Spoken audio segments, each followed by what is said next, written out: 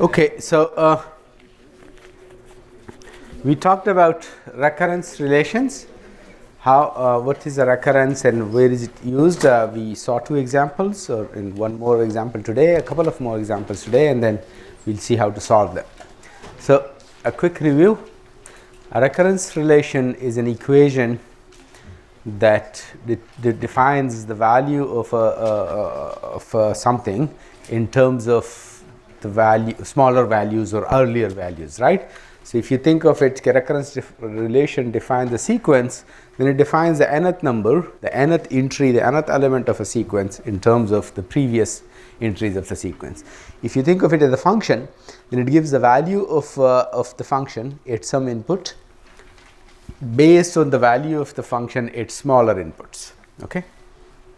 So, and it models a lot of counting questions. We saw this. How does it model the Fibonacci sequence, and how does it model the Tower of Hanoi puzzle? So, the Tower of Hanoi puzzle is this thing. So, we have disks on one peg, and we want to transfer them from this one to this one, right? So, let's say I write them like this. Okay. And the rules are, at a given time, I can only move one disk from one peg to another peg, right? So I'm going to transfer all of them from leftmost, my left, to this right one, using one disk at a time. And the second rule is that a bigger disk cannot be ever placed on top of a smaller one, right? So they always have to be in this order. So let's just give you a quick review of how it works. I'm going to reduce this problem size. I want to move all of them from left to right, okay, with this as an auxiliary. So the first thing I can do is do this, one move at a time.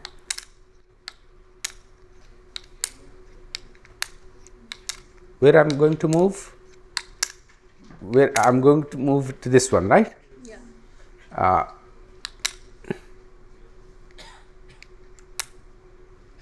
What am I doing? No, so generally we move it to which one is the biggest? Red one is the biggest? Which one is the biggest? Red one is bigger.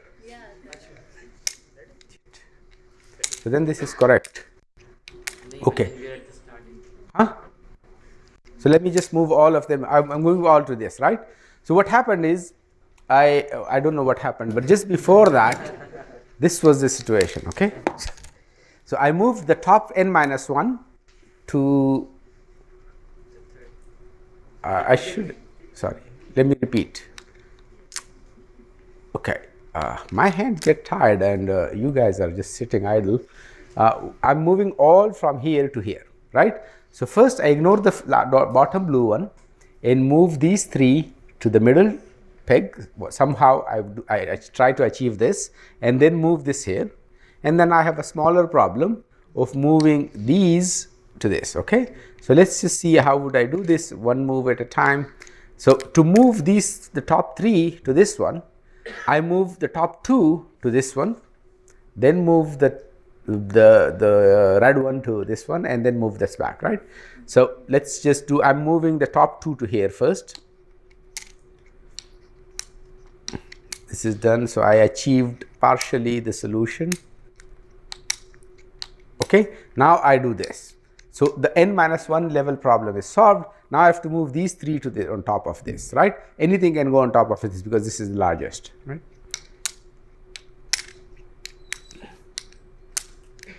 And done. Okay, we'll see now how many moves did I perform, right? So the question we were doing, the question we asked is, what is the number of moves? Okay.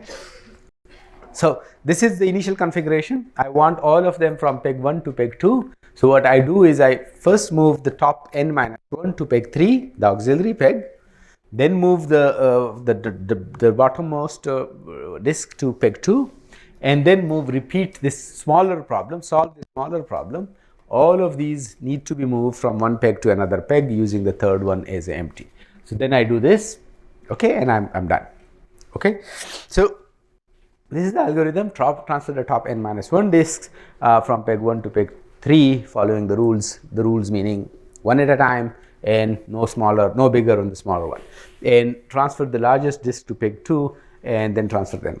So the question is, how many moves does it require? How many moves, how many individual disk movements have been there? So, and you have an ICP. This is where we stopped last time. So write this as a recurrence relation, right? Write a recurrence relation for this. So the first thing we do is just give it a name. Let Hn be the number of moves that are required for moving n disks from one place to another, right? And n is just a general number. So the algorithm says to achieve movement of n disks, I first move n minus 1 disk from somewhere to somewhere else, right? How many moves will it require to move n minus 1 disks? How many moves will it require to move n minus 1 disk? H sub n minus 1, right? Because we don't know the number, the value, but we know its name, right? The name is Hn. How many moves will it require to move 10 disks? H10, right? So Hn is step 1. This is the step 1. It takes Hn minus 1 disks, Hn minus 1 moves, right? Step 2 requires only 1 move, and step 3 requires another Hn minus 1 move to move the top n minus 1 again to some other place, right? So Hn is equal to only 1 move if there is only 1 disk. If you do 1 disk, you just pick it and prove it. And if n is bigger, then it requires Hn minus 1 plus Hn minus 1, right? So 2 times Hn minus 1 plus 1, right? It's a very big number. When we solve it, you will see it's a very big number. That's why it takes quite a lot of time to solve the Tower of Hanoi puzzle. Okay, another one. So we have a bacteria. In every minute or every hour, it doubles, right? So it replicates itself, and now from 1 cell it becomes 2 cell, and from 2 it becomes 4, and so on, right? So the question we would ask: how many bacteria will be there after n hours, or after 1 year, or whatever, right? So this is how biologists always study, especially microbiology people study these kind of things.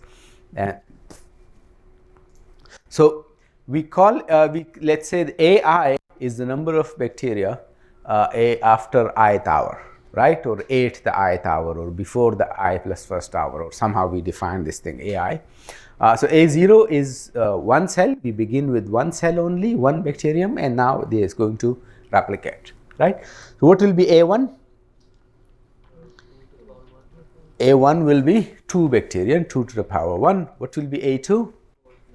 4, right? Each one will give us 2, each one will become 2 bacteria, right? It's not that each one will give us 2, right? That was the Fibonacci sequence, right? A pair gives birth to a pair, right? Here each one will give us one extra bacteria, doubles. So what will be the number of bacteria after, what will be A2 after hour 2? Or 8 hour 2, it will be 2 raised to the power 2, right? And then 8, then next will be 16, then 32, then 64, then 128, and so on, right? So generally speaking, if n is the number of bacteria after the nth hour, 8th nth hour, then what is an? 2 raised to the power n, right? But what is an? What is the recurrence for an, right? The recurrence for an. How do you get an from an minus 1 or an minus 2 or something?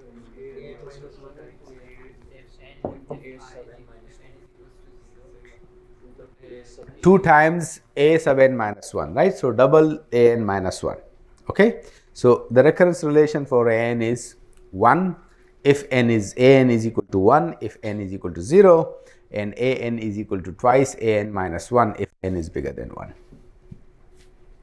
okay? Okay, so this was just some modeling counting problem with recurrence relations, and now we're going to actually study a little bit about recurrence relation. Okay, again, it's a very big theory, a lot of fascinating results and techniques there, and many other applications too. Yes? Any Okay, yeah, so you're right. So this one assume time begin, the first hour is hour 1, index start from 1, the picture where is from 0. Yeah, so that's a mistake. It should be a0 equal to 1, and this should be greater than or equal to 1, right? So this n equals 0. That's the only thing. And that's when we did sequences, I told you that you have to be careful and you have to just read from the context or from the thing and be consistent. Nothing, there is no correct and incorrect answer, it's just a consistent or, you know. So whether you begin the sequence with 0 or 1. Okay. So one more applications of reconciliation. We saw yesterday a recursive algorithm, right? We saw how recursion can be used to define many discrete structures, sets, sequences, algorithms, what else? Functions, right? These were defined, recursion was defined to use to define those things. So one applications of this recursive notion or recurrence relation is to analyze recursive algorithms runtime. Okay, so runtime analysis is basically the study of how many. It's a counting question. That's why discrete math or the counting combinatorics is needed a lot in computer science and algorithm analysis, data science, and those things, because it gives you this tool of. These are only combinatorial questions, right? Big data, when you say big data, so how many big, what is big, how to assert that this is a big data, and these kind of questions, how many atoms and how many data items are there, what will be the size of joins and all these things. These are all discrete mathematical questions that we use there, okay, that are very pertinent in many disciplines. So runtime analysis is the fundamental computer science question. You solve a problem, the first thing you do is you have to prove that your algorithm actually solves the problem. The second thing you do is what is your the runtime, what is the resource consumption of your algorithm? How much space does it consume? How much bandwidth does it consume? How much energy does it consume? And most importantly, how much runtime? How many steps does it consume? Okay. So last time we talked about it, we could not use to determine the goodness of an algorithm or to compare two solutions. I can't really use the clock time to say this algorithm takes 10 minutes and the other takes 11 minutes, because why? Depends on where this algorithm will run, right? Was it a big computer, a supercomputer, a slow computer, a small computer? What else was running? What operating system was there? How was it coded, right? So a Python code will be much slower than a C++ code. And for those reasons, we don't look at clock time, right? So we look at the number of operations performed by algorithm A and algorithm B, and if that is bigger and this is smaller, then we know which one is better, right? Now, number of operation also will be actually it depends on how big is the input, right? So if you give me a 20 by 20 pixel image and you ask me to do certain operations on that, it will take significantly smaller time versus you give me a 40 megapixel image and you want me to do some run some image processing algorithm, right? So if you want me to sort an array, now if the array has 10 numbers, 10 elements, then the number of operations will be significantly smaller than versus if the array had 19 billion elements, right? So it depends on the size of the input also. Even if you get rid of the clock time and the issues therein, here the number of operation also is an issue. So we measure number of operations as a function of the size of the input, right? So you see, I don't ask you to give me the number of operation your algorithm perform, because that's not a valid question, because my algorithm perform operations on input, right? So you ask me this thing. If I give it an array of length 10, then what is the number of operation? If I give it your algorithm an array of length 15, then what is the number of operations, right? So the number of operation is a function of the input size, is the right measure to determine the runtime or the other resource consumption. Sometimes it's called the complexity of the algorithm. It's not technically correct word. Its complexity is for problems, not for solutions. But let's say the complexity of the algorithm, the measure that we use to assess algorithm is function. Runtime is a function. Number of operations is a function of the input size. Okay. So now we're going to give you, because we saw one algorithm, let's see this thing. So this is a measure for the algorithm running time, and the runtime recursive algorithm, because the recursive algorithm, the most meaningful structure we have is recurrence relation to model is runtime, right? Is a function. So essentially a recursive function, a recursively defined functions give me the runtime function is a function of the size of the input. Okay, then we find this closed form formula that gives me the proper time. Okay, so let's say let T of n be the number of comparisons. Which operation is also an important question. Which operations? Typically we look for arithmetic operation or comparison operations, right? Not read write operation. This memory read, lookup, those are also then other issues are there, right? Depending on the bandwidth or the database or address bus and many other issues. So if you want to stay focused on just analyzing algorithm, you just do some number of basic elementary operations that your algorithms perform. So let Tn be the number of comparisons performed by binary search when the input size is n, right? For binary search, the input is an array, right? And another number. So the length of the array is size of the input, and I'm asking you, give me a function to which I will input just what is the size of the array, and it should return to me the number of comparison function, right? So now if algorithm 1 has a smaller function, slower growing function than algorithm 2, I will say algorithm 1 is better or faster. Okay, so you will see this in data structures and algorithm further. Okay, so in this case, when I call, if you recall the recursive algorithm for binary search, I compare it to the middle element, the key to the middle element. If it's found, if the middle element is equal to the search key, I say, okay, it's found here in the middle place. This is the record, right? If the key is bigger than the middle element, then you go to the right side, right? So you solve exactly the same problem, but only on the right subarray, the right half array, right? And if the key is smaller than the middle element, then you call the binary search function on the left subarray with the key as input. Okay, so each call to the binary search function does some comparison with the middle element and we check if the array is empty already or something, and then it makes one recursive call either for the left half array or the right half of the array as an input, right? So the runtime can be written as this thing: T of n is equal to 1 if the length of the array is 0, right? If there is nothing else. If the array is empty, then there is nothing else to do. You look at the code. This is exactly from the code. And if the array is longer, then we make one comparison with the middle one comparison to check if the array is empty, the other comparison with the middle one, is it bigger or smaller, right? Is it equal, is it bigger, is it smaller? So we do 3 comparison and then a recursive call with the half subarray. So here is another recurrence relation that gives us runtime of an algorithm. Okay, so if you solve it, that's what we're going to do in the next few minutes. The T of n comes out to be log n or something like log n. Okay, 2 times log n or 3 times log n or something. Okay, we'll see. Okay, so now this theoretical study of recurrence relation, a linear homogeneous recurrence relation of order k with constant coefficient is an equation of this form. Okay, too many words, a mouthful of words and definition, but we're quite simple, and I'm going to give you examples where you see what's the meaning of each word. But what do you see here in the blue? Why do you see? Why is it included? Why is this thing, this slide included in this session of recurrence recursion?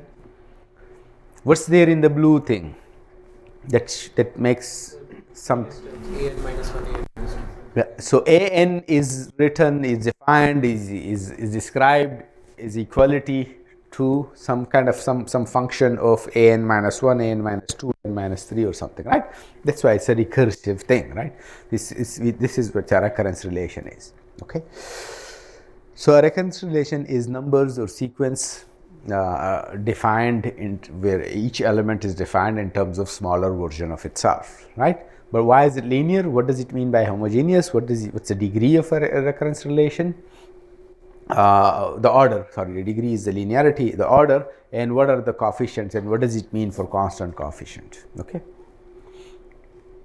Okay, so linearity means that all the previous terms appear as linear term, right? You never see an minus 3 squared, an minus 1 cubed, right? Or the square root of an minus 4, those type of things you will not see. It will look, if you look at this formula, they will be just all linear terms, right? No quadratic term, no cubic term, no quadruple term, no square root terms.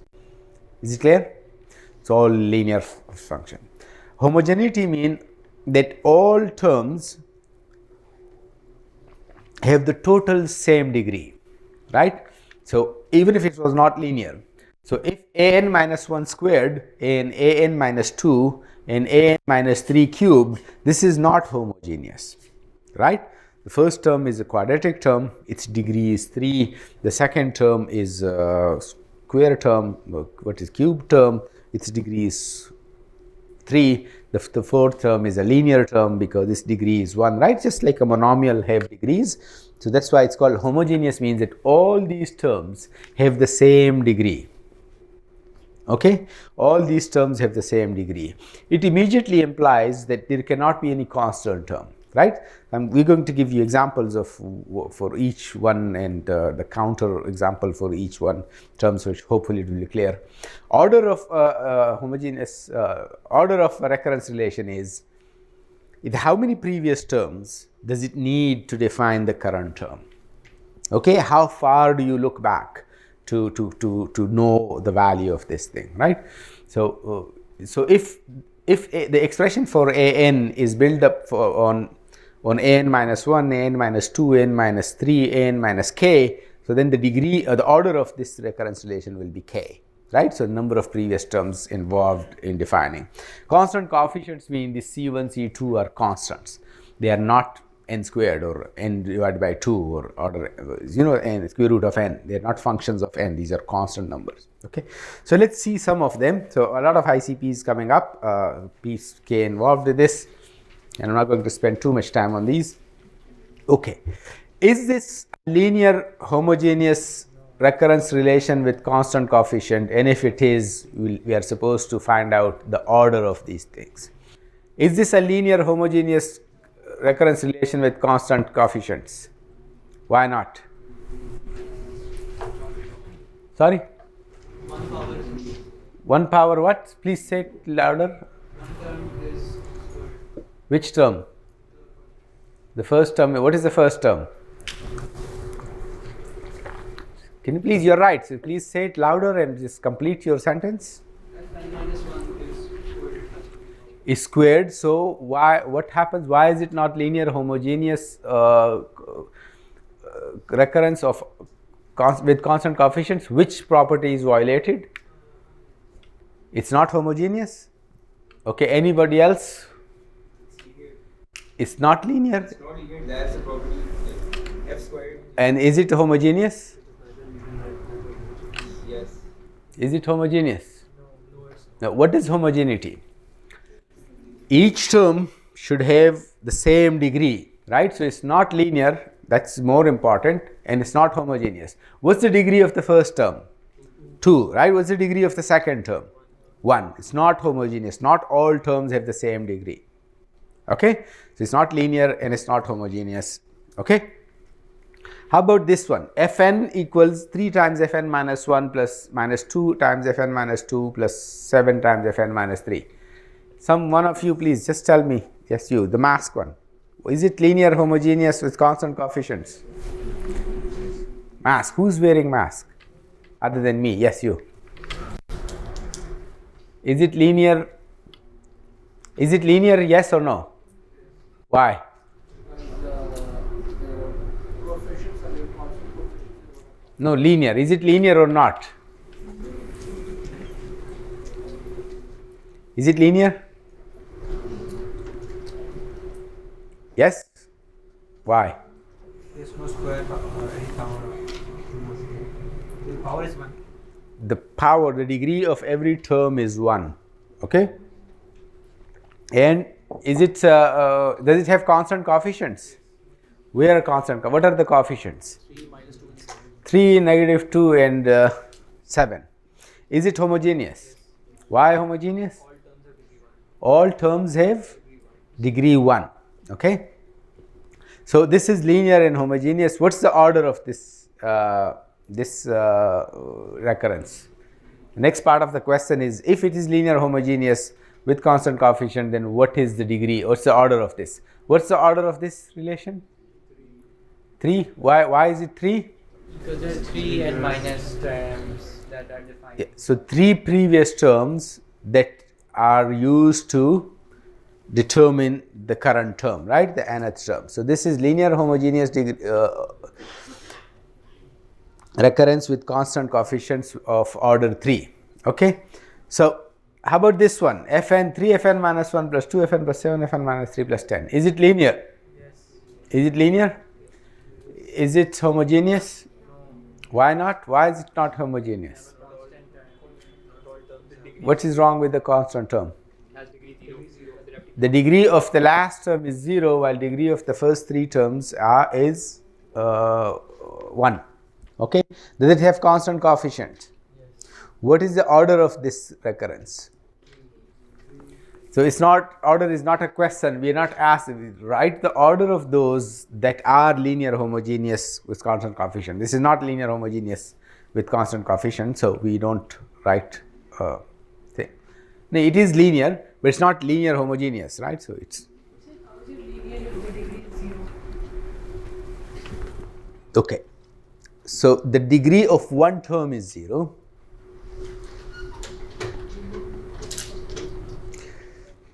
So you're right that I can see your confusion. Let's see how did I define it. What does linearity mean here? Yeah, earlier terms appear a separate term and as a first power.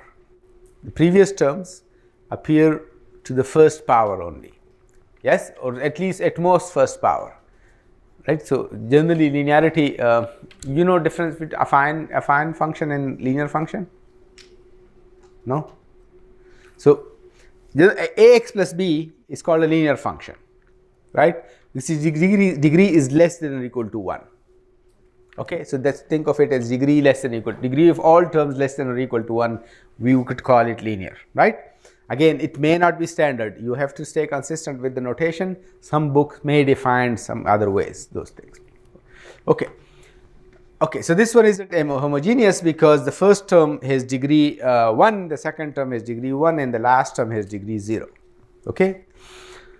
How about this one? Fn equals n times Fn minus 1. Fn equals n times Fn minus 1. Is it linear? Yes.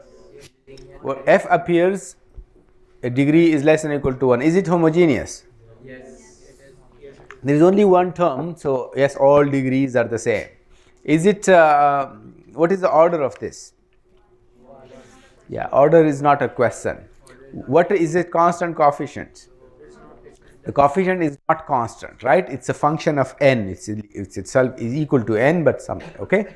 So it's not a linear homogeneous function of constant coefficient with constant coefficient. Okay, this one Fn equals 2 times Fn minus 2 plus 5 times Fn minus 7. Is it linear? Is it linear? All degrees of all terms are less than or equal to 1, right? Yes. And by the way, the reason I wanted to stay a little bit vague, this linearity you have to say, understand it properly. Suppose I have this thing.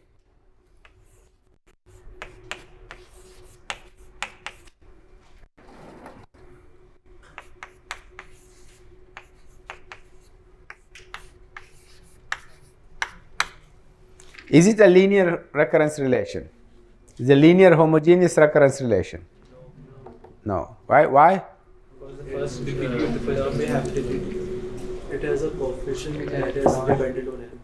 Yeah, no, it's not dependent on n. It depends on, yeah, somehow it's this a and a, the total degree of this term is actually 2, right? So that's why if I when I defined it, linearity, and if earlier terms appear separately as separate terms n to the first power. So they do appear as a first power. There is no square or square root or cube or fourth power or fifth power, right? In that sense, these appear as the first power, but they are not separate. They are multiplicative. It's not a term. The total degree of this term is 2. Okay. So how about this one? 2 times fn minus 2 plus 5 times fn minus 7. Is it linear? Yes. Is it homogeneous? Yes. Does it have constant coefficients? Yes. What is the order of this linear homogeneous? 2. What is the order of this? 5. What is the order of this recurrence, linear homogeneous recurrence relation with constant coefficient? What is the order of this? Yes, please say something. 2. Why 2? Why 2? Huh? Can you please stop? Yes, please continue. 7. Why 7? Okay. So it is 7 because I have to look to the 7 previous terms to find out the value of. So what is the last term? How many terms? How many previous days do you need to look at to determine the value today, right? The price today, or depending on what is the function, what is it measuring? So if it would be only 2 fn minus 2, the order would be 2? Yeah, the order will then be 2, right? So in this case, it is 7. Again, just to understand, you can think of it, fn minus 1 is there. There is fn minus 1 here, but the coefficient is 0. There is fn minus 3, the coefficient is 0, right?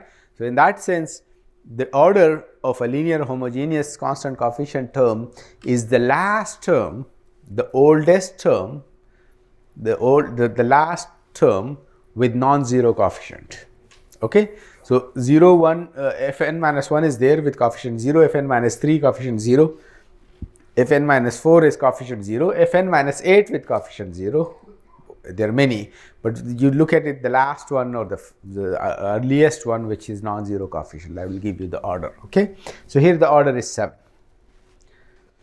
Okay, so now one last thing about recurrence linear homogeneous. We'll see how to solve it. We'll see what does it mean to solve it and how to solve it.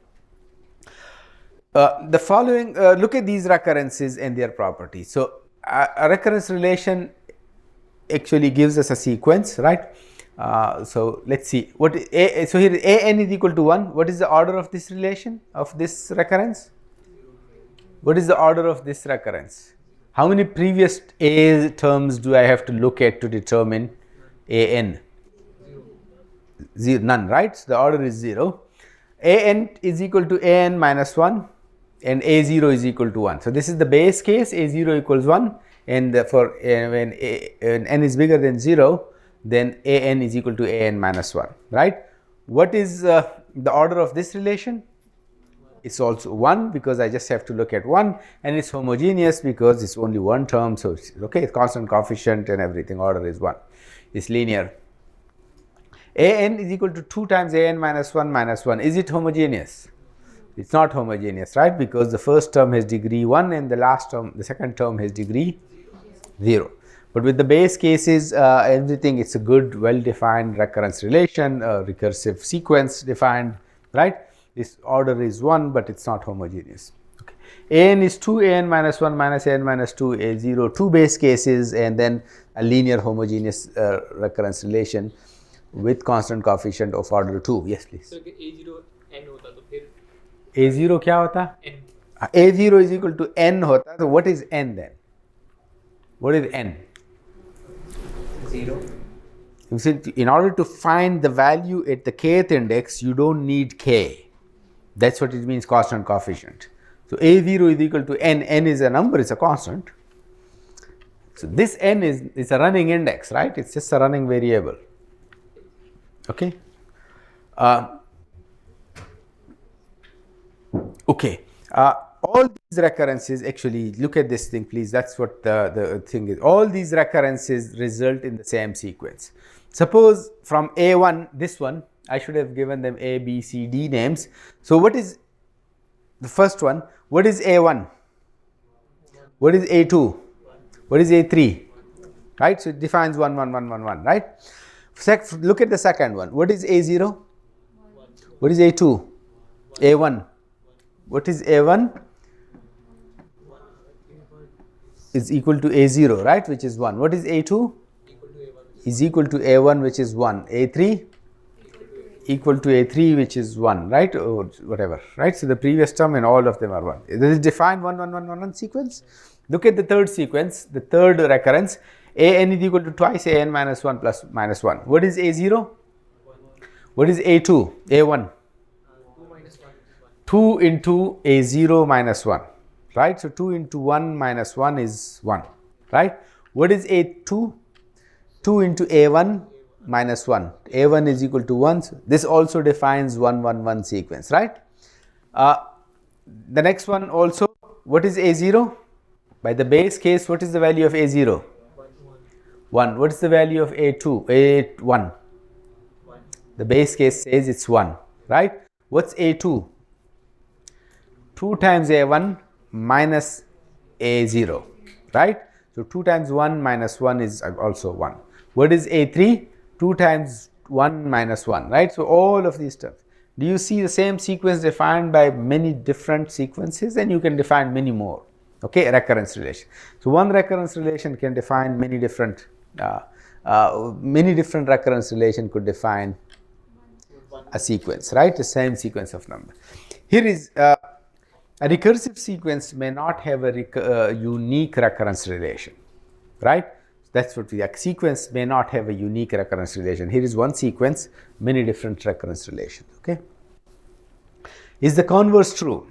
If you look at the converse of this statement, what does it mean? The converse will be a recurrence relation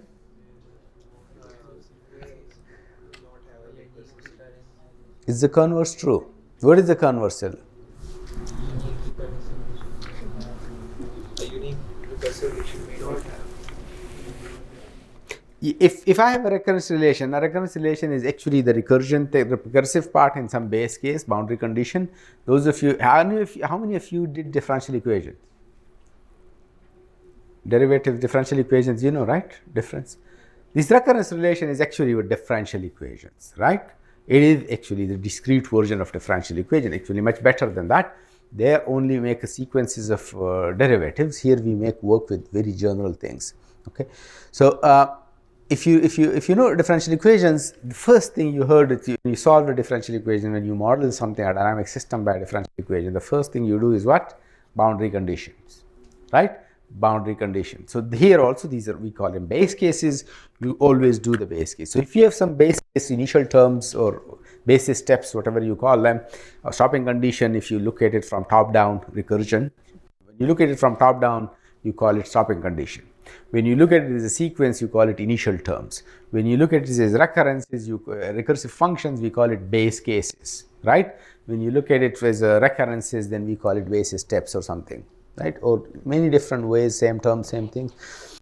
Is the sequence determined by a recurrence relation unique? So we know that if I have one recurrence relation, does it always give me only one recurrence relation, only one sequence? Could it happen that a recurrence relation give me two different sequences? Right? It doesn't even make sense, right? So, but not vice versa. Okay. So the last thing, this is, I'm just going to, by the way, please understand this thing. I will mention it. You have a lot of ICPs there. How to solve recurrence relations, right? How to find the closed form of it, because we can't work it. It always becomes this chicken and egg problem. If somebody asks you what's the runtime of your algorithm, you say it's twice the runtime of on the smaller size, right, on the previous input size.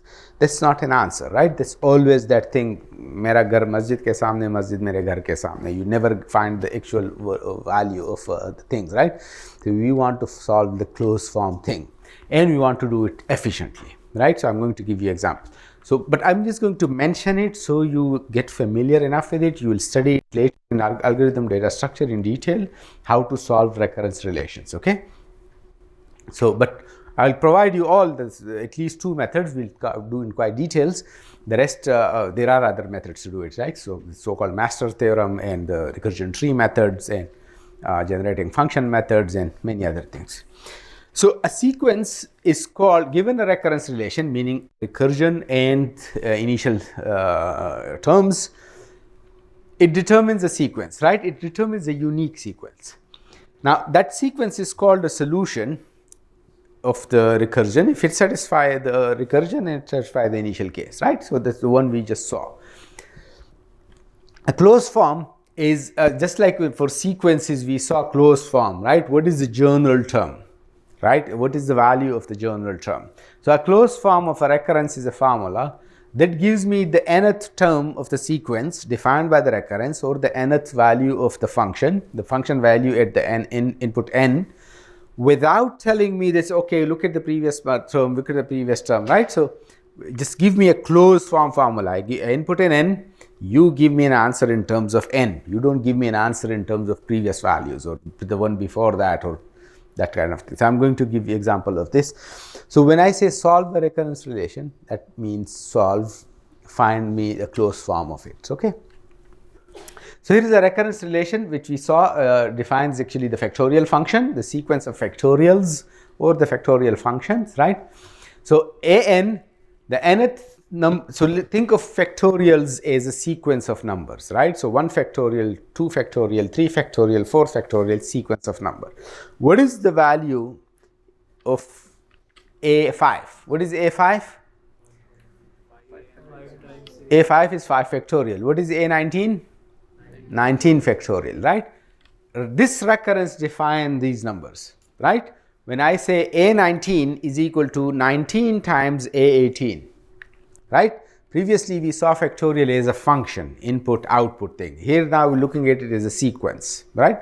Same thing, but so an is equal to n times an minus 1 if n is greater than or equal to 1, and an is equal to 1 if n is 0. Does it define the factorial sequence?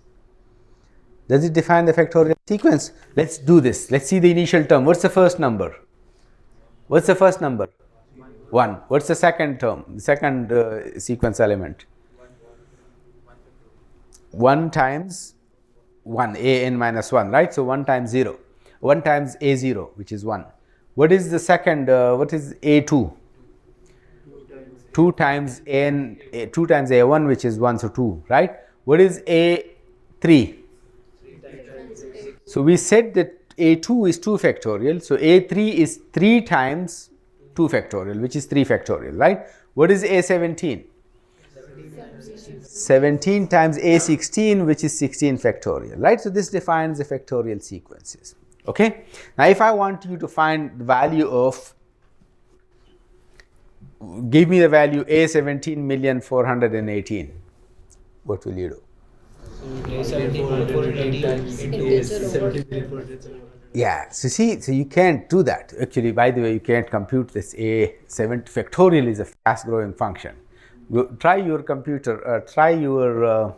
Sir, 69 factorial is the maths calculator. Your calculator, okay, that's also, it used to be 10 factorial or like only lower double digit there. Factorial grows very fast, right? It's a very fast growing function. It's a super exponential function. So, but now you're giving me that in terms of the previous term, right? So, let's just say, don't go to 17 million. A69 is, what is A69? 69 times A68. So, 69 times 68 factorial. So, what is 68 factorial? 68 times 60. 7 factorial, right? So for a fixed n, we know that for any n, a n is equal to n factorial, right? How would you compute it, right? How would you compute it? So this is how we do it. 4 factorial is given as 4 times 3 factorial. 3 factorial is given as 3 times 2 factorial. 3 factorial is given as 2 times 1 factorial, which is given as 1 times 1 factorial. Now you want me to compute 4 factorial, right?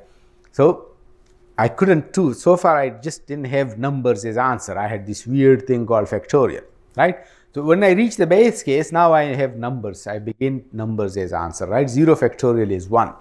So now I can do this, okay? It's 1 times 0 factorial. In my terms, now it's actually 1 times 1. So it's 1. Then now I can evaluate 2 factorial. It's 2 times 1, right? So it's 2. Now I can evaluate 3 factorial, a3, which is now 3 times 2, 6, and I can also evaluate a4, which is 4 times the previous number written in red, right? Not recursively defined. So a closed form with these things, you see now, in order to find 70 factorial, I have to do 70 different steps, 70 different multiplication, and then come back, right? So go all the way down the recursion tree and then backtrack to find the value. This is not a closed form thing, right? This is not a closed form. Actually, unfortunately, factorial doesn't have a closed form, right? In order to evaluate n factorial, you have to do these n multiplication. So like for example, I'm going to give you sequences, those we can evaluate in closed form very quickly, okay, without doing n steps in something. So closed form means quickly, irrespective of how large is n, you give me the nth number, right, the an, irrespective of how large is n. You use the value of n, but don't tell me that, okay, for 17 million, I'll take 17 million steps. For 18 million, I will take 18 million steps, right? So that's not a closed form formula. 2 methods that we'll study, not just for solution, but answering a recurrence relation question. Somebody give me a recurrence relation, find a closed form. One way to do it is guess a closed form, a calculated guess, an intelligent guess, based on a lot of information, trial and error, some pattern analysis, find some patterns and find a closed form, guess a closed form, and then try to prove it. If your guess was correct, you would be able to prove it. If your guess isn't correct, you won't be able to prove it. But while proving it, even if it's a wrong thing, okay, you will actually find out whether you are overshooting a lot, your guess is too big or too small, is it overestimate, underestimate, and you can refine it, right? So I'm going to, and the next method is what's the basic substitution method that we all do and did. So here is the recurrence relation for the number of moves required by to solve the Tower of Hanoi with n disks puzzle. Okay, Hn is equal to twice Hn minus 1 plus 1 if n is bigger than 1. Otherwise, it is equal to 1 if n is equal to 1. Is this clear? So the question is, what is the closed form expression of Hn? Not Hn in terms of Hn minus 1, right? Just Hn. By the way, is this a linear homogeneous recurrence relation? If I just look at this, why not? Is it linear? Yeah, it's linear. It's only required 2 terms, one previous term, but it's not homogeneous because there is a constant term there. One term has degree 0, the other term has degree 1. Okay. Okay. So Hn, what is a guess? What would you guess here? What should be Hn? Now there is no good way to do it, right? So the way to do it is this. What is Hn? H1. What is H2? 3. 2 times 1 plus 1, 3, right? What is H2? 2 times 3 plus 1, 7, right? What is the next one, H3? 2 times 7 plus 1, 15. What is H4? Let's just write a few. H0 or H1? H1 is 1, H2 is 3, H3 is, next one,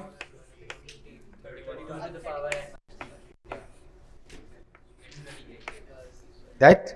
2 2 times 31 is 62 plus 163, and what is the next one?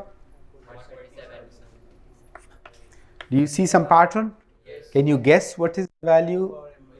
So h sub n is equal to 2 to the n minus 1. Okay, it's 2 to the n minus 1. Give me a little bit of room to make some mistakes. Hn is 2 to the n minus 1, right? You see, that's how you play with it. You find patterns, you find a few values, you overshoot, you undershoot, you just try to make a better calculated estimate, and then you try to prove it. Now, this doesn't prove anything, right? This may convince you, this may you may feel like this, but we need a proper proof, right? Generally, it's a function, it's a statement about the value of Hn for all n, right? So, it's a statement about all integers. The best candidate method for proving something like that is induction, right? So, use induction to prove it. So, let's say make a calculated guess, this is the calculated guess for a closed form and prove it by induction. By the way, look at this, this is why now is, if we call it a closed form, look at this closed form. You want me to do h 17 million, it is 2 raised to the power 17 million minus 1, right? One exponentiation, I give you an answer, right? My answer of the value of Hn, that's a closed form, doesn't require the value of Hn minus 1, doesn't require the value of Hn minus 2 or so on. Just like we needed to compute 4 factorial, we needed the value of 3 factorial, right? So, this is unlike that. If this is true, then this is a closed form, right? So, proof by induction that Hn given as above, what will be the main ingredient for our proof? What will be the main ingredient in our proof? No, base case is, these are steps in the thing. So, why is this thing equal to true? Well, what will you use? Where will your main argument come from? Yeah, but that's a methodology, you know, it's a technique, but the actual argument, where will it come from? I mean, so let's say if I wrote there Hn is equal to Ahmad minus Fatima plus XYZ, you will have to do a base case and you will have inductive hypothesis. Where will the argument come from? So here, yes? So we would have to define a proposition to say that for all n. No, that's okay. That's again methodology. I'm saying no matter what you do in the inductive proof, within the proof, you have to critically, and perhaps the only thing you can use is this definition of Hn to 1 and an is equal to 1 if n is 0. Does it define the factorial sequence? Does it define the factorial sequence? Let's do this. Let's see the initial term. What's the first number? What's the first number? 1. What's the second term? The second sequence element? 1 times 1, an minus 1, right? So, 1 times 0, 1 times a0, which is 1. What is the second, what is a2? 2 times an, 2 times a1, which is 1, so 2, right? What is a3? So, we said that a2 is 2 factorial, so a3 is 3 times 2 factorial, which is 3 factorial, right? What is a17? H sub 1 is equal, that's what I said, you have to use the recurrence relation, right? The actual definition of this thing.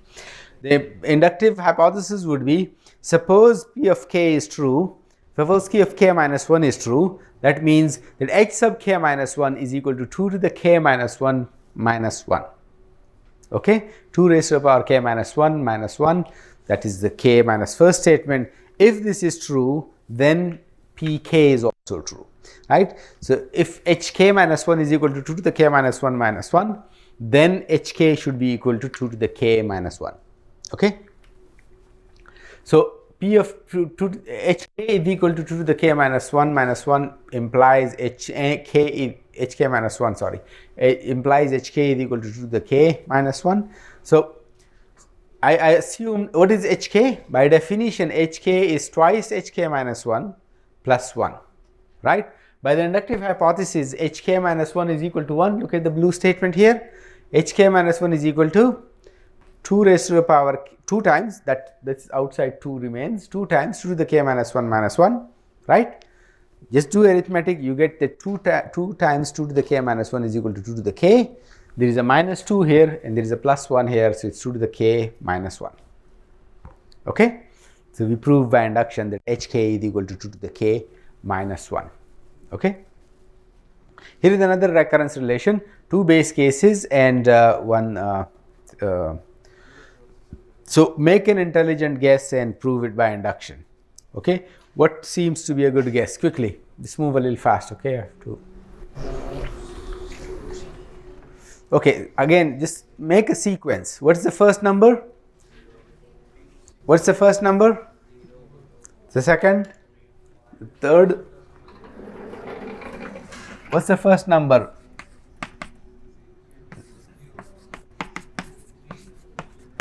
Quickly.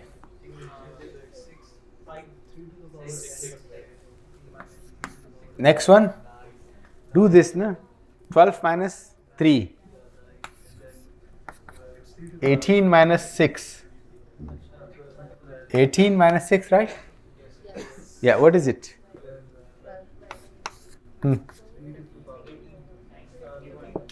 24 minus 9. 15? What is the next one? 30 minus 12. So what is it?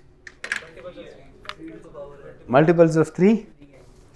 So what is the guess? 3 times I, Ri is 3 times I. Okay? Rn is equal to 3 times I. Now, you prove it by induction. Check a few terms. We actually saw a few terms there. It actually seems to be true. Right? You prove it by induction. What will be the base step? Ri is equal to 3i. The proof is by induction on 0 on I. What is the base step? I is equal to 0. What is R0? What is 3 times 0? So it's the base case is correct, right? The basis step is true. Then the inductive hypothesis, suppose Rk is equal to 3 times k, then Rk plus 1 should be equal to 3 times k plus 1, right? So quickly write the proof for inductive step and I'm moving to the next one. Here's another one. Rn, by the way, you see it's exactly very closely related to recurrence relation. This Rn is 2Rn minus 1 minus Rn minus 2. Okay, but the base cases are different. R0 is 5 and R1 is 5. Can you give me some elements of this sequence? 0, 3, 6, 9. No, this one. It's different. What? What is the first number? 5. What's the second one? Yes? 10 minus 5.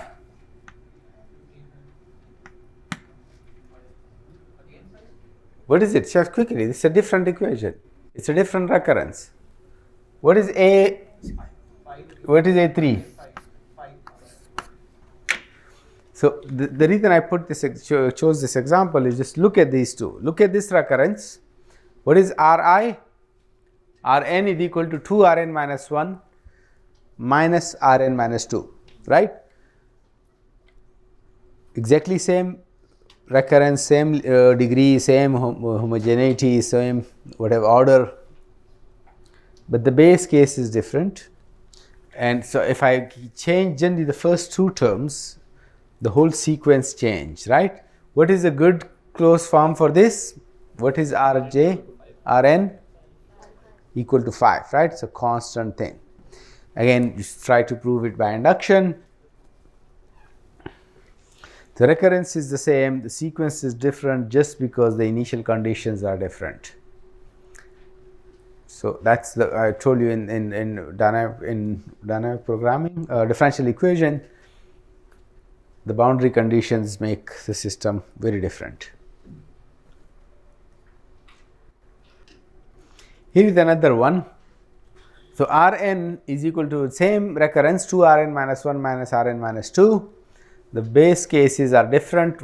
N equals 0 is 1, n equals 1, R1 is equal to R0 equals 1, R1 equals 2, and for n greater than or equal to 1, Rn is equal to 2 Rn minus 1 plus Rn minus 2 minus Rn minus 2. Give me some numbers for this sequence. What's the first number? 1. What's the second number? 2. What's the third one?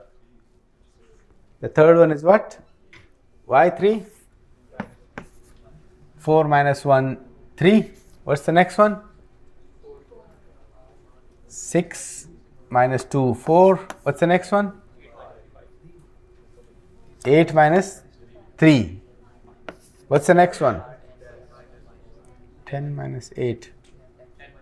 10 minus 4. What is it? What's the next one?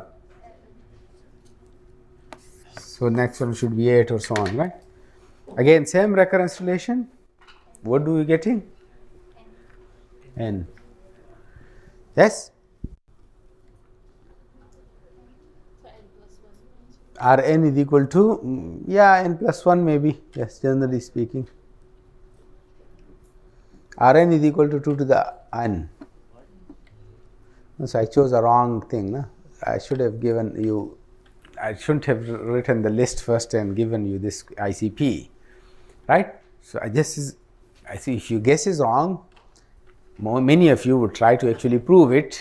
If I had given you this, you would have started base case and other stuff. Here is the first thing is important. Check a few initial terms. Just make sure that what you are proving actually makes some sense, right? Don't just because I said prove it by induction, don't just jump to induction, okay? Always analyze the problem, always discuss the question, okay? So here I am saying Rn is equal to 2 to the n. Well, R0 is equal to 1, R1 is equal to 2, correct maybe, right? R2 is equal to, what is R2 here? 3. What is 2 to the 2? 4. Are they equal? No. What is R3? There R3 is equal to 4. What is 2 to the 3? 8. Are they equal? So why should I prove it? Right? Should I just do base case? Base case will be true. Right? So just see what are you being asked to prove and why is. Okay, so if your initial guess is wrong, you will be wrong. Yes. So I had a question in the previous slide, what find this one. Would we use strong? You can use whatever you want. You can use induction, strong induction or anything. So because they're constant terms, so from 1 to n, if it's all 5, then any n minus 1 should also get 5. Yeah, that's a good thing. Maybe you should actually use strong induction for this because you need the previous two terms, right? R of k implies R of k minus 1 is not going to work. R of k implies R of k plus 1 is not necessarily going to work. You need the value of R of k minus 1 minus 2. Okay. Okay, so look at these numbers 0, 1, 3, 6, 10, 20, 15, 21. So this is now, we are given the sequence. What is the recurrence here? What is the recurrence here? T. There is no R. What is this? So she says Tn is equal to Tn minus 1, T sub n minus 1 plus 1 plus n, right? So that is actually what we call a triangular number. Tn is equal to Tn minus 1 plus n if n is bigger than 0 and T0 is equal to 0. Okay? Yes? Now prove it. We know now, we know the closed form of Tn, right? You see now, is it a closed form? In order to get T17, do you need T16? In this formula, you don't need, right? In this formula, you need, but this one you don't need. In order to get T17 million, you don't need T17 million minus 1. It's a closed form formula, right? A self-contained closed form formula. Just plug in the value 17 million and you will get the answer. So this you should be able to prove by induction, all of you, right? We did it many times, many different ways and all this stuff. Okay. So this is, didn't we do this? It's using substitution. Huh? This is using substitution. Oh, it's a different method. Okay, the substitution method, just as the name suggests, you substitute the values subsequent until some kind of pattern appear here. Okay, so Hn is equal to 2 times Hn minus 1 plus 1. That's the recurrence relation given above. Suppose n is big, right, not 1 or 0, whatever base cases are there. So we are talking about general steady state of a system, right, long term value. So I know this much. Do I know anything else? Can I simplify this further? This much I know. N is big, right? N is bigger than 10. I know this much. Is there anything else that I can do to simplify, to help solve, to close the relation? Yeah. This is a odd because it is of the form to n. Yeah, that's okay. That's information, but doesn't help me solve the problem. Yeah. Substitute the value of Hn minus 1 plus Yeah.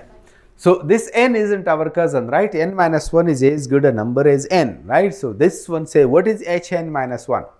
It's a number. How do you know it's a number, and where is its description? Where is its definition? It's exactly in the same recurrence, right? So what can I do? I can substitute the value of Hn minus 1. What would that be? What is Hn minus 1 by the recurrence? 2 times h sub n minus 2 plus 1, right? Is this clear? So we substitute and see what happens, right? That may help us. So if I do 2 times, this 2 is outside there, this Hn minus 1 internally is replaced with 2 times Hn minus 2 plus 1, okay? This plus 1 is exactly the same there, okay? Do a little bit of simplification. What do you get? I got 2 2's, so twice 2 squared Hn minus 2 plus a 2, this 2 plus 1 is 2 times 1, and this plus 1, okay? Is this clear? What else can I do? Yeah. Write the value of Hn minus 2, right, is given above. So what will that be? It's 2 times Hn minus 3 plus 1, that's the value of Hn minus 2. The 2 squared remains exactly the same, the plus 2 remains the same, plus 1 remains the same, right? Do a little bit of arithmetic. What do I get? 2 times 2 squared cube Hn minus 3 plus 2 into 1 plus 2 squared into 1, that is a 4, and plus 2 plus 1, okay? So 1 plus 2 plus 4 plus 2 cubed Hn minus 3. What can I do next? Apply this again, substitute Hn minus 3 with something, okay? That will be 2 Hn minus 4 plus 1. The 2 cubed will be multiplied with these 2, and so I get 1 plus 2 squared. What will I get next? This 2 cubed plus 1 times 1 will be a 2 cubed. So I'll get 1 plus 2 squared plus 2 cubed plus 2 to the 4 Hn minus 4. Sorry, this should be 4, okay? 2 to the n Hn minus 4. Okay, that's a typo. Okay, what will be the next line? What will be this magenta piece of the next line? 2 power 5 into Hn. No, what 2 power 5? Where will this one go?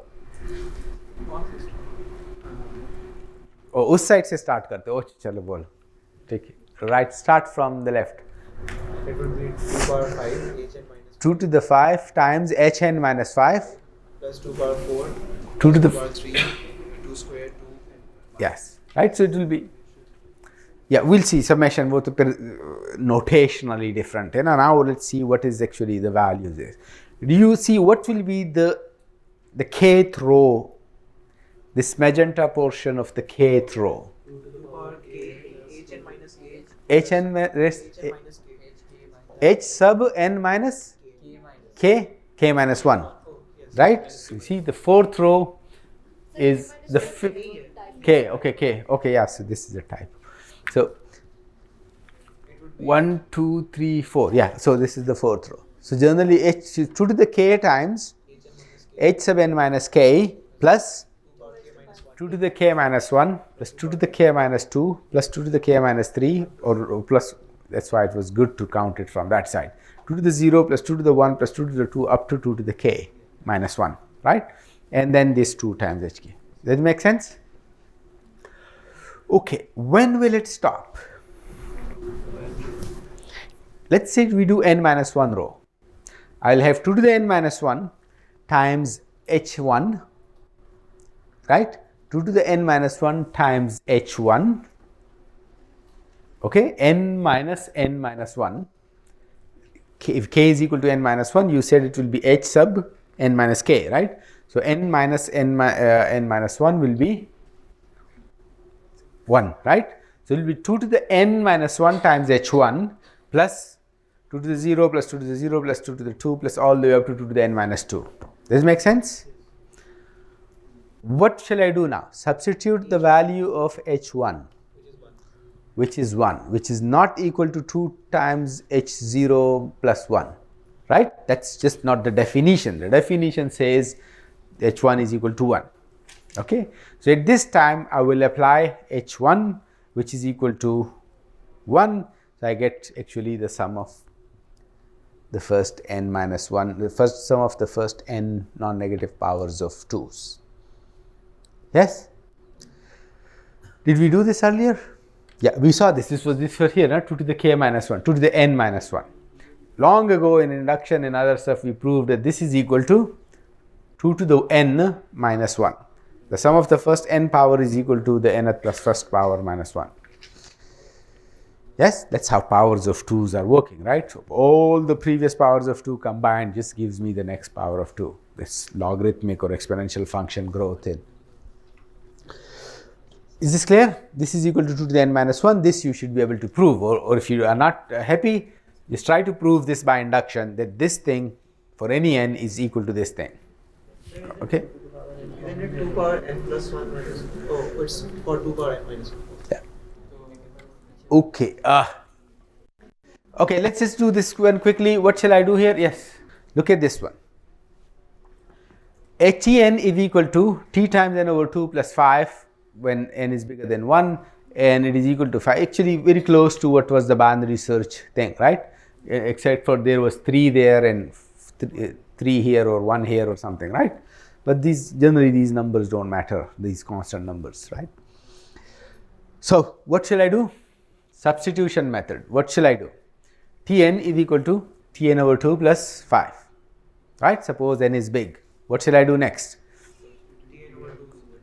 What is Tn over 2? So what should it be substituted with? Tn over 4 plus 5, right? So Tn over 4 plus 5. What shall we do next?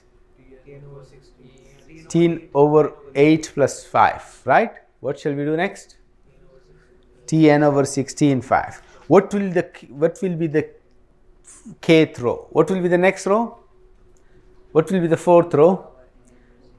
T of Tn over 2 power n divided by 2 power k. n raised to divide by T of n divided by 2 raised power k.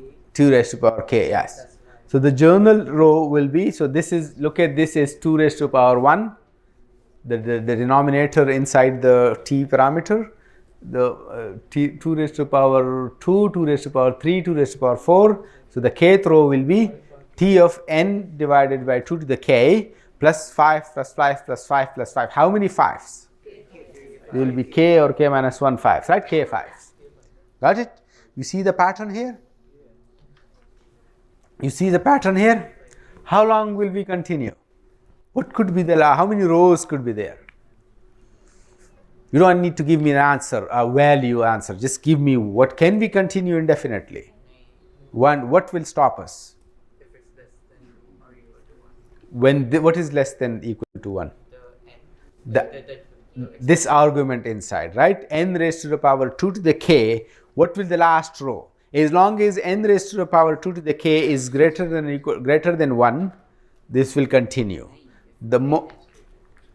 Not n, this, yeah, n raised to the power 2 to the k. When n divided by 2 to the k is less than or equal to 1, you cannot apply this formula then. When this only works when this argument, this pre-image t of n is actually less than or equal to, greater than or equal to 1, right? Greater than 1, strictly greater.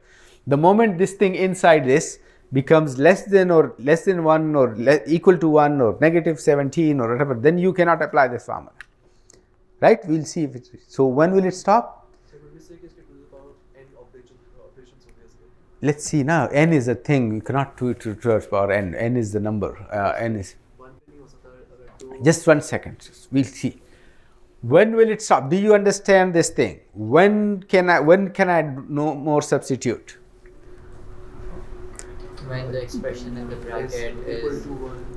less than or equal to 1. Yeah, when the number of rows, when the expression in the bracket is less than or equal to 1, when n raised to the power n divided by 2 to the k, n divided by 2 to the k is less than or equal to 1.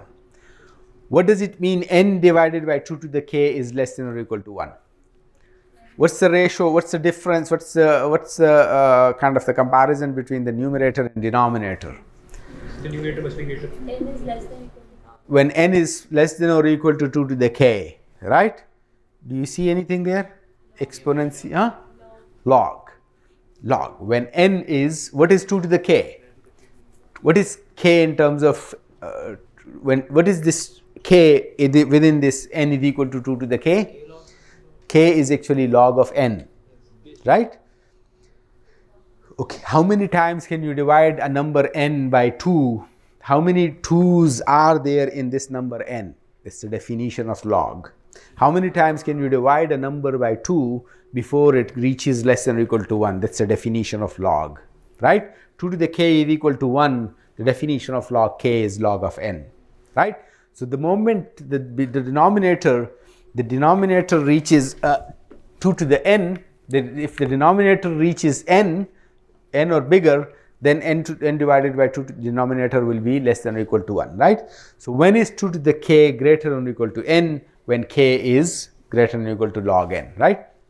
Again, you will see these things in details in many different places. I just wanted to mention this log term to you and how this pattern is very obvious. We are collecting 5s until we are, as long as we are, we are collecting log n 5s. What log? Any log base 2? Log base 2, log base 2, log base 2 because 2 raised to the power k is divided. Okay, so this is like t of 1 plus 5 times log n, and t of 1 is 5, so it will 5 log n plus 5. K को log n से क्यों replace कर दिया? k को क्या पे replace कर दिया? 2 power log n.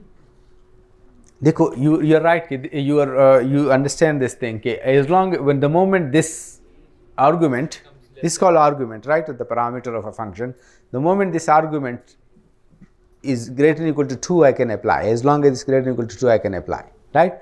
At some point it will become 1, right? Suppose everything is integer, so it will be this much, right? It's going from something, from n all the way up to 1.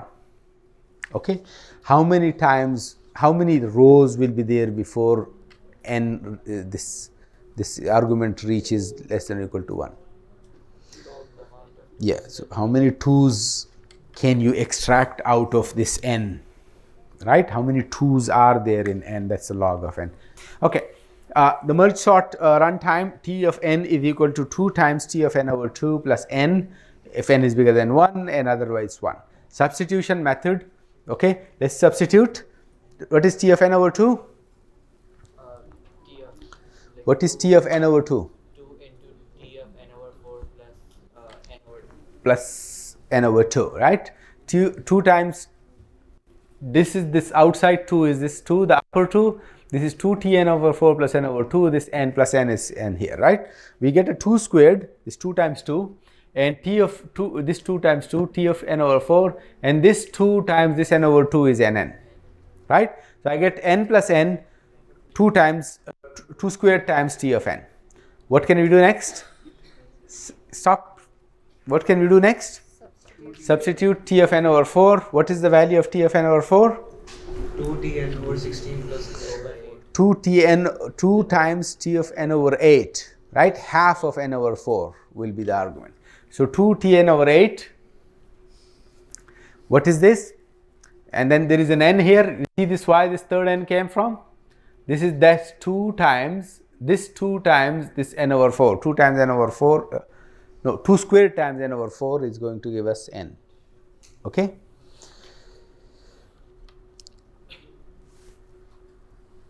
Do you see this thing? What shall we do next?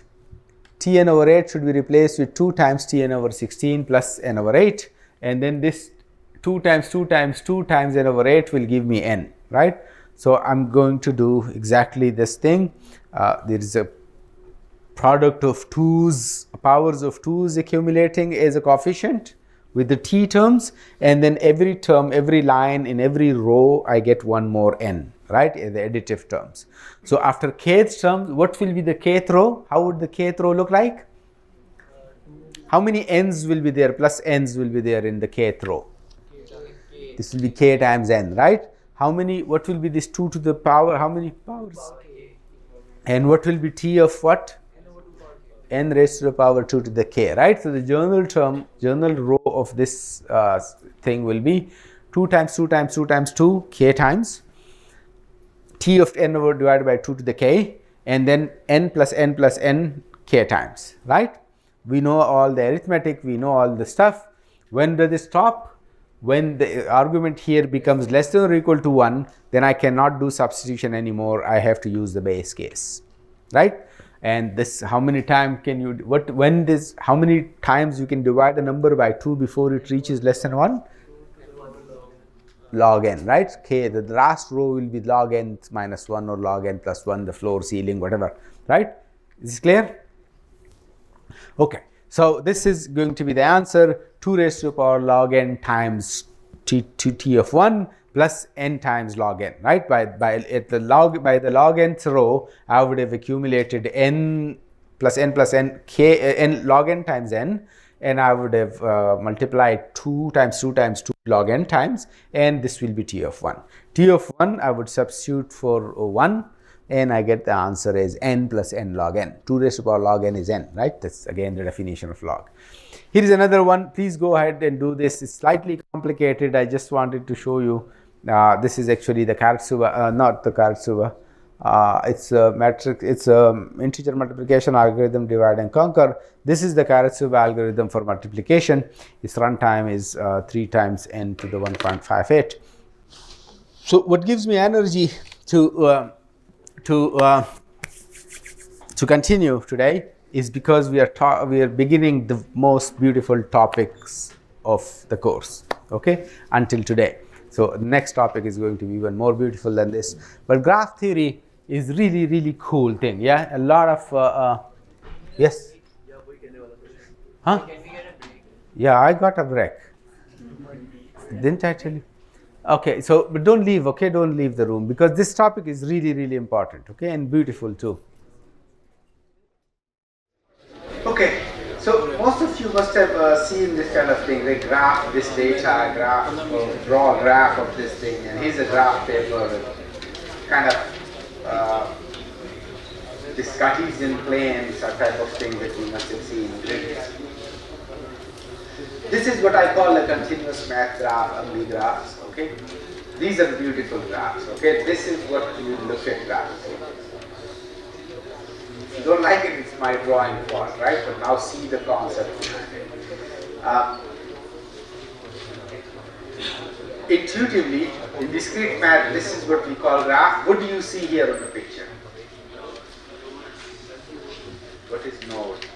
You see this in the picture, you read it in the picture. I'm saying, what do you see in the picture? Huh?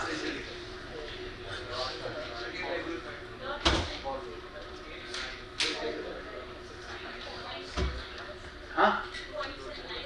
Points and lines, that's a good thing. So I remember we had a molecular biologist professor's wife. So every time she would come to the board and say, why are there Ladu and Lakire on the thing, right? So these Ladus and these Lakires is what's called discrete math graph, right? Always remember, a graph is two things, right? One are these dots, the points, nodes, vertices, corners, points. Okay, I'll tell you there are many words for this. And then there are these line segments between two dots, right? Those are called edges, links, arcs. Okay, well, we call it connection, but this is the intuitively graphs. Okay, more formally, a graph is two sets. Okay, one is what you call a set. set of vertices, set of nodes, set of V. Okay. The other is a set of edges, or a set of two subsets of V. Okay, a set of unordered pairs of V. Okay, we needed all those terminology, set theory of ordered pairs, of unordered pairs, of subsets, right? So if you look at these two sets, this diagram is very hardly you will see any of this diagram in real life data. Such a big graphs, large graphs, you cannot represent them like this. It's no pictorial. You just have to imagine what's going on here, right? You'll be given in a computer, you will be given just these two sets, whatever format we see. One is a set of objects, the other is a set of subsets of size 2 of those objects. Okay, so in this example, what is the set of vertices, the blue things? So A, B, C, D, that's the set of vertices. Okay, this is the set V containing the element A, element B, element C, element C. These are labels or names of these points, right? The ladus, the 4 ladus. The next thing, the lines, segments. I actually look at, you guys earlier said these are irregular collection of line segments. They were not irregular. You never saw in that diagram, you never see a line like this, right? A line is always between a dot and another dot. Is this clear? It was between a dot. In all the diagrams we saw so far, it's a line between, it's just joining, linking, connecting two dots, right? So these are what I call edges. It's a set of vertices, set of edges. Each edge, or each element of this edge is actually a subset of size 2 of the set V, right? If I write here AX, would that be a valid edge? A and X? No, because it has to be a subset of V. Okay? If I write A, B and C is an element here, A, B, C, would that be valid? No. Why? It has to be a subset of size 2, right? It has to be a subset of cardinality 2, pairs, right? Unordered pairs. Okay? So having said that, there is a slight abuse of notation here. What is that? In graph theory, we make this thing. This is the notation we use for ordered pairs, not for unordered pairs, not for sets, not for subsets of size 2. For subsets of size 2, we had to write this in curly braces, right? Right now, we write it as this thing, but we know, because we have different terminology for this thing, we just don't want to draw too much. In the picture, it will look too ugly, right? If I write it as subsets. But by this, I mean subset, okay? Okay.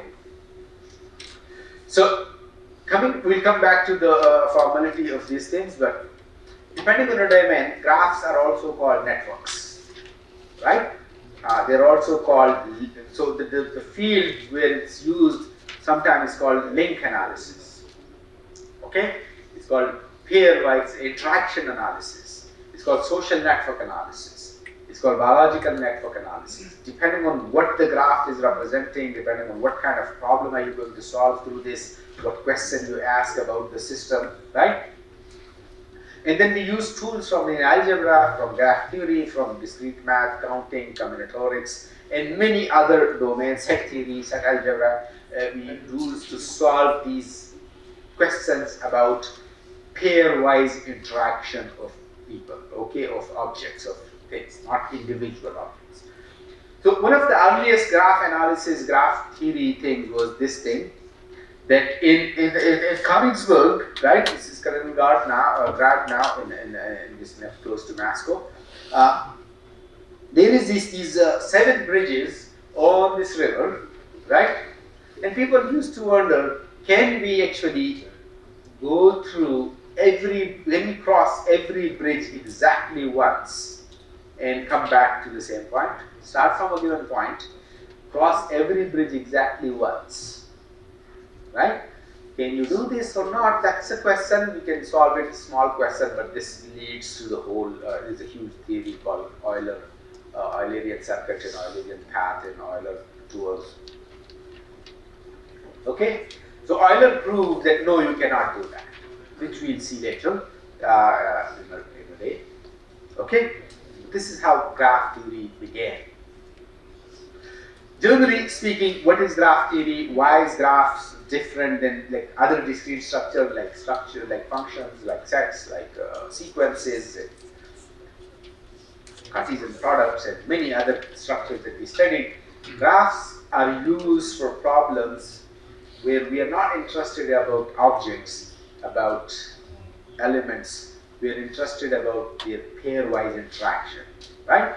So generally, when you study a system, in any dynamic system, physics people, sometimes you are interested in what is this earth, what is this star, how does this molecule move, what's the properties, structure and functions of this molecule, right?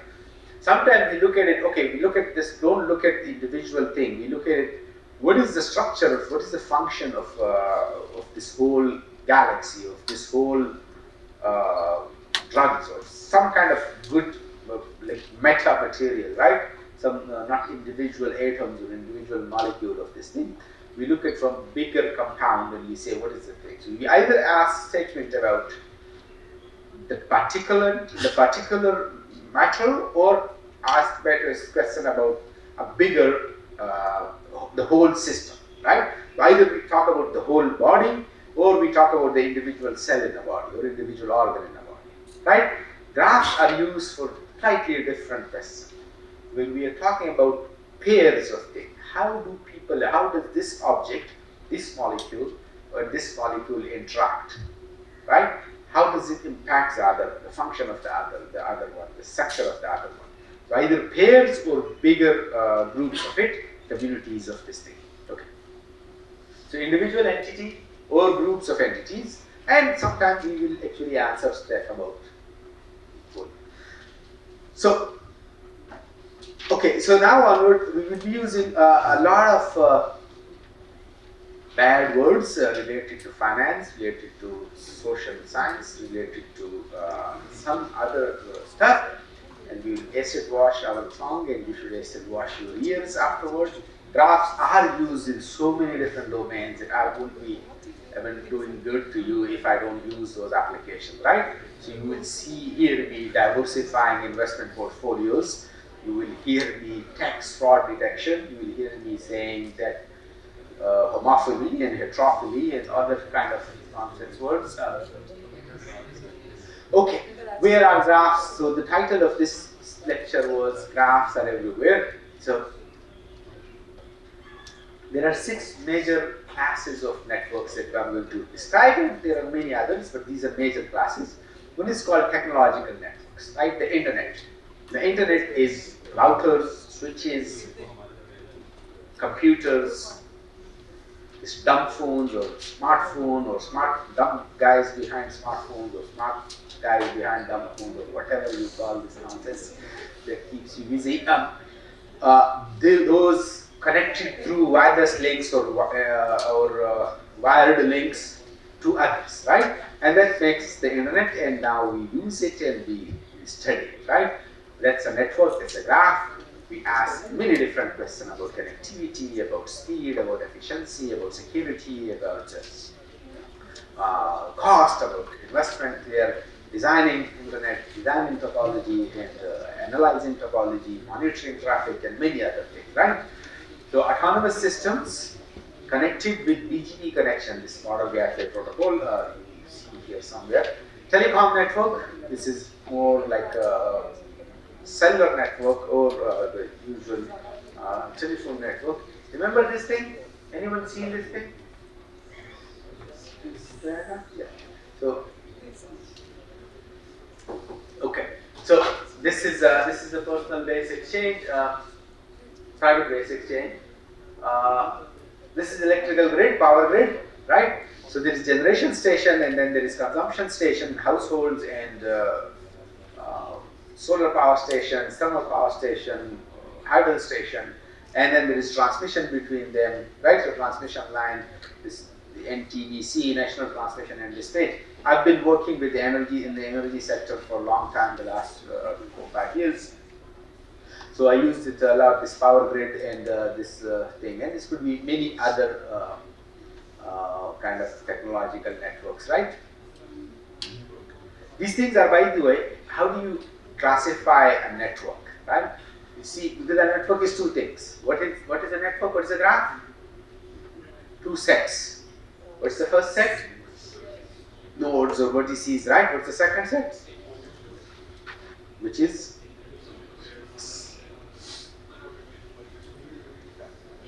what is the edge set?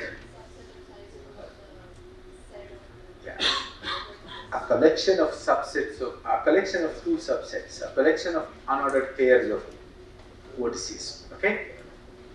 So depending on what are the nodes, if nodes are router and the edges are actually the connection between two routers, then we are talking about computational network, right? We're talking about the internet.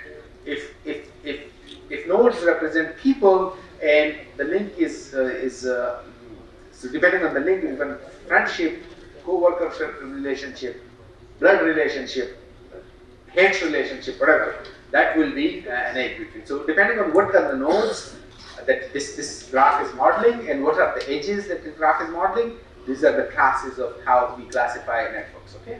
So few more things. Information networks. So each software becomes a node, and if a software needs another software, call another software, API call another stuff, then that could be called a software network, right? The web graph, each web page, each website is a node, and if there is a hyperlink from one web page to another web page, then we put an edge between them, and that's called the web graph, right? And we do ask a lot of these questions. These are information graph because nodes represent information, knowledge, right? There is co-authorship graph. There is a documents. If a research paper, this is a research paper, it cites another research paper. It gives a reference. Another uses another paper as a reference. This is it's called bibliography network, and there could be co-authorship networks. Authors of people, scientists. All the scientists are nodes, and if scientist A has written a paper with co-authored a paper with another one, then there is an edge between them. That's called a co-authorship network, right? And you ask different types of questions there. There is a highway network, there is railway network, there is airline network, and many other things, right? So, have you seen this picture somewhere? Where do you see this picture? Google Maps, right? Google Maps. It uses the highway network. Where intersection of two highways are nodes, and these road segments are edges, and you find your routes through them. You find your traffic analysis there, right? This you must have seen in many places, the railway network, where it gives you what there. If you go to these. Orange line. I've never been there, but what is it? The metro facility. Yeah, you go to there are these kind of maps there, right? Unless at least I've seen that in Islamabad, not in the whole one. Because Islamabad is a complicated network, and there's quite a few now. There's orange and blue and green and other stuff, and then there's feeder bus and different routes and stuff. Social networks and this online social network. Right, I don't call it a social network. The Facebook and Twitter and many other things, Instagram.